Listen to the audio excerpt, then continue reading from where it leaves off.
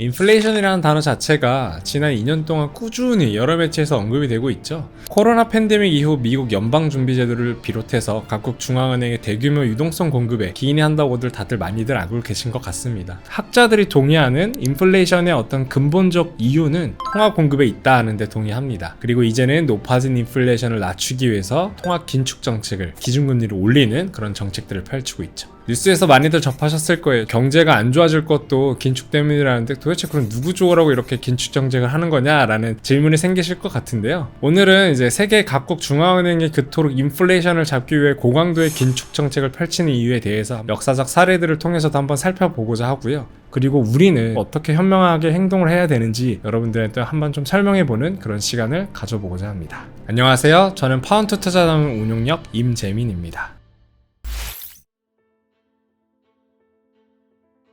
화폐는 사실 그 자체만으로는 전혀 가치가 없습니다. 여러분들이 어떤 서비스, 어떤 물건을 구매할 수 있을 때야 비로소 화폐라는 게 가치가 있습니다. 화폐는 물건을 교환할 때 쉽게 사용할 수 있는 어떤 교환의 수단이라고 할 수 있죠. 그리고 예를 들어서 1만원으로 전심 신사 학기 정도 해결할 수 있다. 어떤 가치를 척도할 수 있는 기능을 또 가지고 있고요. 며칠 뒤, 몇 주 뒤, 몇 개월 뒤에도 나는 뭐 어떤 재화나 서비스를 구매할 수 있다. 어떤 가치 저장의 수단의 기능도 가지고 있는 게 이제 화폐라고 할 수 있는데요. 그 중에서도 가장 중요하다고 할 수 있는 것은 가치 저장의 수단이라고 좀 할 수 있을 것 같습니다. 가계의 월 평균 소득이 300만 원이고요. 노트북 한 대의 가격이 한 100만 원이라고 한번 가정을 해보겠습니다. 노트북 한 대를 사려면 월 평균 소득의 약 한 3분의 1을 지출을 해야 되겠죠? 한 대 가격이 굉장히 부담스러울 텐데, 예를 들어서 나라에서 갑자기 돈을 엄청 찍어내면서 월 평균 소득이 한 1억으로 한번 늘어났다고 한번 가정을 해볼게요. 예전에 100만 원이었던 노트북이 지금은 전혀 부담스럽지가 않죠. 판매자들도 가격을 더 올리겠죠? 한 3천만 원 정도 받아야 되지 않을까라고 이렇게 생각할 수 있겠죠? 이제 100만 원 가치는 노트북 한 대조차도 절대 살 수 없는 수준으로 떨어지게 되었죠. 이를 원화의 가치가 하락했다고 표현합니다. 앞으로도 원화의 가치가 계속해서 더 떨어질 거다 기대 심리가 형성이 되게 되면은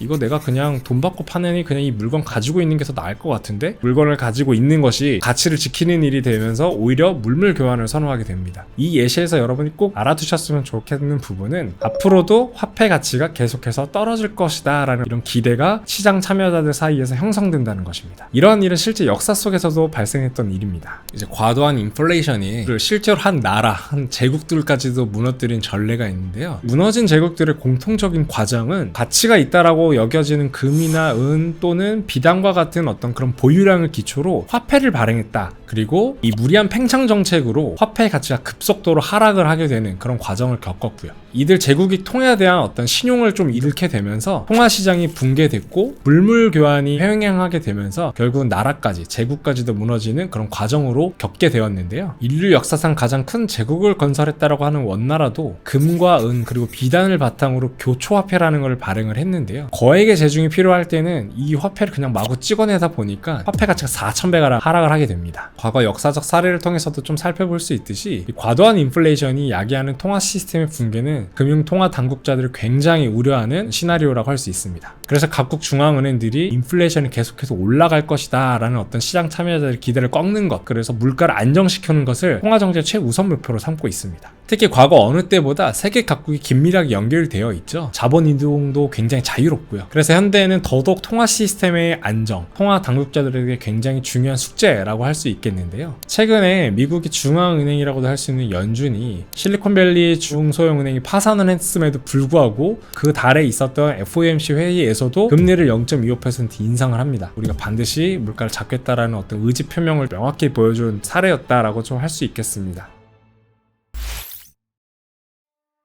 그러면 궁극적으로는 지금의 금리 인상을 통해 인플레이션의 안정을 꾀하는 중앙은행들의 노력이 결과적으로는 사실 우리한테 유익해야 되잖아요. 인류 역사에서 가장 주목할 만한 어떤 인플레이션과의 싸움에서 이겨내고 미국 경제 부흥의 기초를 닦아낸 일이 1980년대 미국에서도 일어난 적이 있었거든요. 1970년도에서 80년도 사이에 미국의 연평균 물가 상승률이 약 7%였고요. 기업의 수익성도 악화되고 실업자들도 많이 양산이 되면서 1979년도 미국의 경제가 굉장히 이제 악화율을 겪고 있었다고 알려져 있는데요. 79년도 미국의 인플레이션은 약 한 9.7% 수준이었습니다. 1979년도 8월에 폴 볼커라는 의장이 연준의 의장으로서 취임을 하게 되는데요. 지금으로서는 지금 상상도 할 수 없는 수치인데요. 취임한 지 한 2달 만인 10월 말에 한 15%까지 올리면서 주식시장과 부동산 시장이 모두 대폭락했고요. 기업들이 당연히 파산까지도 이르게 되었습니다. 금리가 높아지니까 당연히 이자 부담이 높아지게 되잖아요. 그러다 보니까 부동산과 기업들이 도산까지도 굉장히 많이 일어나게 되는 현상을 야기하게 되었는데요. 1980년도 3월 초에는 인플레이션이 약 15.5% 수준까지 다다르게 되고요. 그래서 기준금리를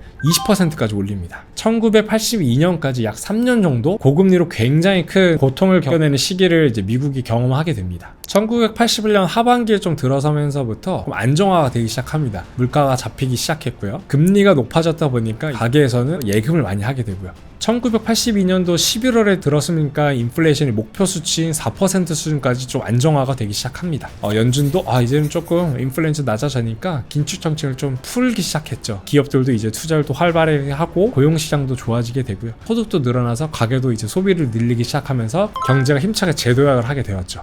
그래서 인플레이션이 진정된 후 92개월 정도까지 지속적으로 안정적 성장을 보여주게 됩니다.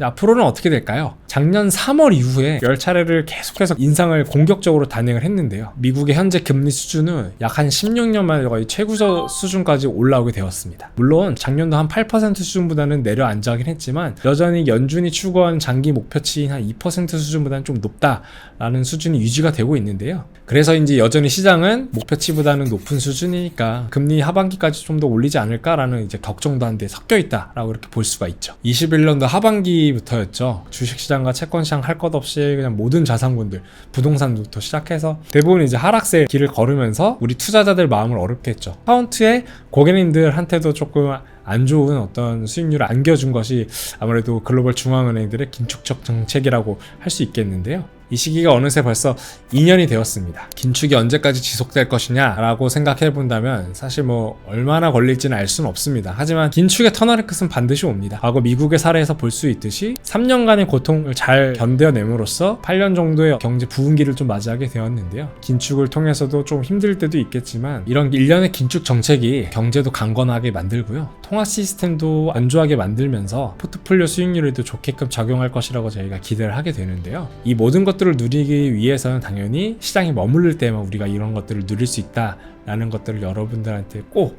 계속해서 이제 당부드리고 싶은 말씀이라고 할 수 있겠습니다. 앞으로도 우리 파운드 투자함을 통해서 여러분들이 포트폴리오 관리 그리고 포트폴리오에 대해서 설명도 자주 들으시고요. 그리고 시장에 대해서도 여러분들이 시장이 이래서 이렇게 변동성이 높구나, 이래서 좋은 거구나 라는 소식들도 계속 얻어가시면서 시장에서 계속 머무를 수 있는 그런 저희가 길라잡이가 될 수 있도록 계속해서 노력하도록 하겠습니다. 오늘의 영상은 여기까지입니다. 감사합니다.